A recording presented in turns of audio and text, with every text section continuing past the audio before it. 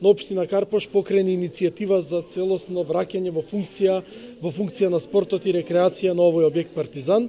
Од тука, имајќи во предвид дека е салата изградена после катастрофалниот земјотрес со помош на француската влада и амбасадорот изрази интерес заедно со министерот да го посетат објектот. Ова ни се почетни чекори каде што превземаме иницијатива,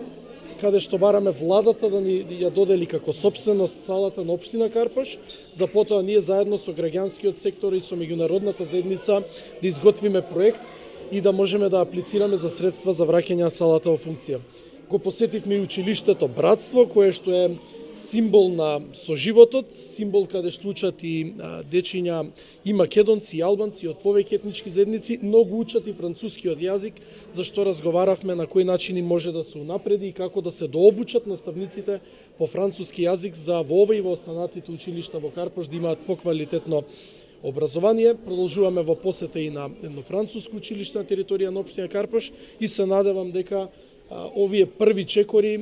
ќе бидат само почеток на она што ќе го изградиме како соработка помеѓу општината, Министерството за образование и француската амбасада тука во Република Македонија.